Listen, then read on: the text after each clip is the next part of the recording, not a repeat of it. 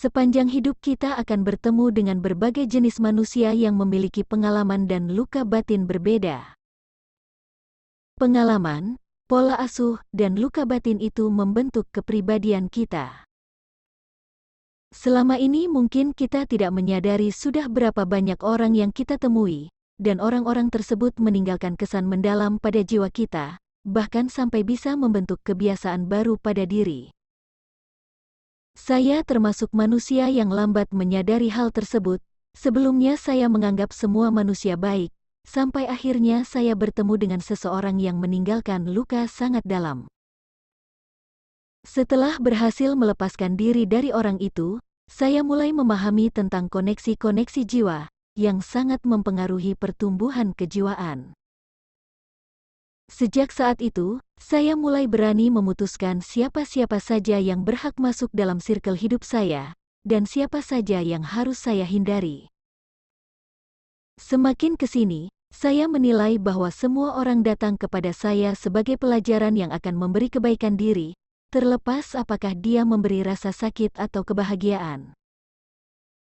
Seperti karmik yang akan menumbuhkan saya, atau soulmate yang akan membantu saya dalam menjalani kehidupan, ada juga twin flame yang menjadi cermin jiwa saya dengan segala kekurangan dan kelebihannya. Terkadang twin flame kita masih mengidap penyakit manipulatif, karena pola asuh atau luka batin yang dimilikinya. Bisa jadi kita sendirilah yang memiliki penyakit tersebut tetapi tidak menyadarinya, dan setelah bertemu twin flame barulah penyakit itu terbuka. Memahami penyakit ini bisa membantu kita untuk bergerak menyembuhkan diri, karena jika terus-menerus mengidap penyakit jiwa ini, kita akan terus menarik karma buruk. Memahami penyakit ini juga akan mencerdaskan kita untuk memutus karma buruk yang sudah lama ada dalam pola ikatan karma turun-temurun dalam keluarga. Sebagai pengingat dari pembelajaran sebelumnya, seorang twin flame dilahirkan ke dalam suatu keluarga untuk mengangkat karma keluarga tersebut. Dan jika kita bergerak menyembuhkan diri, kembar jiwa, twin flame, akan terpicu untuk melakukan hal yang sama.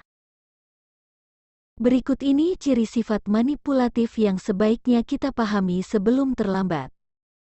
Sifat manipulatif ini jika tidak kita healing akan selalu menarik karma buruk, dan kita akan terus berputar untuk melakukan pembayaran karma.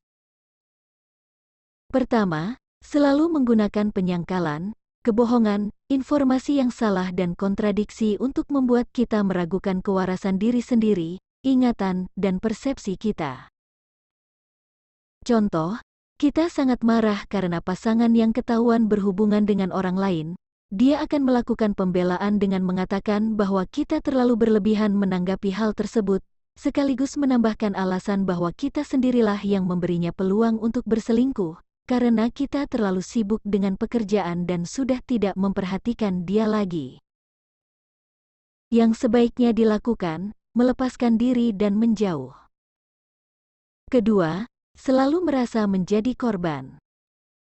Enggan untuk mengakui niat baik kita, mengeksploitasi perasaan bersalah, selalu berlindung di balik penderitaan dan membentuk diri sebagai korban yang patut dikasihani demi keuntungan pribadi.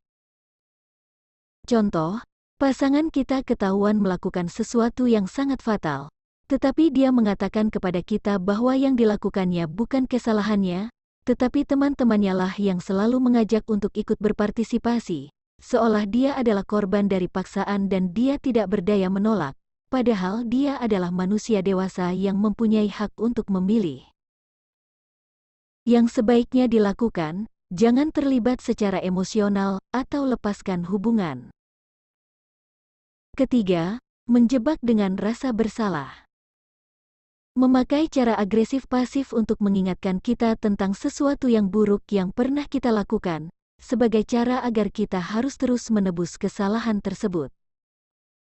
Contohnya, mengungkit kesalahan yang pernah kita lakukan yang sudah kita taubati agar kita selalu merasa bersalah, sehingga ketika dia sengaja melakukan kesalahan, kesalahan kita tadi akan selalu menjadi alasan kuat untuk membangkitkan rasa bersalah, dan akhirnya kita menerima kesalahan yang sengaja dilakukannya. Sebaiknya lakukan hal ini, Tanggapi dengan empati tetapi percayalah pada intuisi kita. Keempat, pura-pura tidak tahu. Bermain bodoh untuk menghindari perilaku atau hal-hal yang tidak baik. Contoh kasus ini sering kita jumpai dalam kehidupan sehari-hari, bertemu dengan seseorang yang sering memilih tindakan ini, justru akan membuat kita benar-benar menjadi bodoh. Sebaiknya lakukan ini, nilailah tindakannya, jangan lihat niat yang tersembunyi. Misalnya, pasangan melakukan kesalahan dan mengakui bahwa dia tidak tahu bahwa hal tersebut merupakan kesalahan. Di kemudian hari jika pasangan tidak melakukan kesalahan yang sama, hal itu menandakan bahwa dia benar-benar tidak sengaja atau hilaf. Kelima, humor negatif. Mengatakan sesuatu yang kejam dan tega, tetapi disamarkan menjadi sarkasme atau humor untuk membuat kita merasa rendah diri atau insecure. Contoh, ketika berjalan di pusat perbelanjaan kita melihat sepasang pakaian yang sangat indah, lalu pasangan berusaha menyindir tubuh kita yang gemuk dengan kalimat dan nada candaan, baju itu bakal robek kalau kamu yang memakainya. Sebaiknya lakukan ini, tetap tenang, tersenyum, dan soroti orang itu dengan mengajukan pertanyaan seperti ini, kamu berkata seperti itu ingin menyindir berat badanku, atau sebenarnya kamu tidak punya uang untuk membelikanku baju itu. Keenam, cermin atau mirroring. Mengkritik orang lain dengan hal-hal yang mereka lakukan sendiri. Contoh, pasangan yang sangat cemburu jika kita bertemu dengan teman berbeda jenis kelamin, bisa jadi pada saat dia bertemu dengan temannya yang berbeda jenis kelamin, dia akan tergoda atau bersikap genit, karena itu dia sangat takut kita akan digoda oleh teman kita karena dia sering melakukan hal tersebut. Sebaiknya lakukan ini, jangan memakan umpan apapun, segera keluarkan diri dari arena. Ketujuh, mengkritik terus-menerus. Terus-menerus menghina, mencemooh, dan mengecilkan kita, agar kita merasa rendah diri dan membuatnya merasa lebih unggul.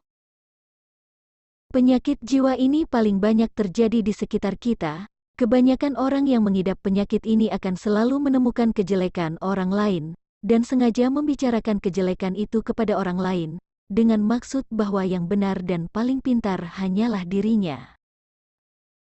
Lakukanlah hal ini, ucapkan terima kasih dan lanjutkan hidup kita.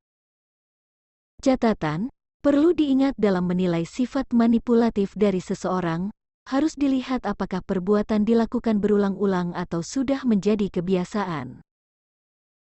Beberapa orang terkadang terpaksa mengeluarkan sifat manipulatif untuk membela dirinya, dan tidak akan menjadikan sifat buruk sebagai kebiasaan. Sekali lagi, sangat penting bagi kita sebagai makhluk spiritual untuk membersihkan jiwa dari penyakit manipulatif ini, agar jalan spiritual menjadi bersih dari karma-karma yang sudah lama mengikat kita. Semoga bermanfaat, dan terima kasih semua.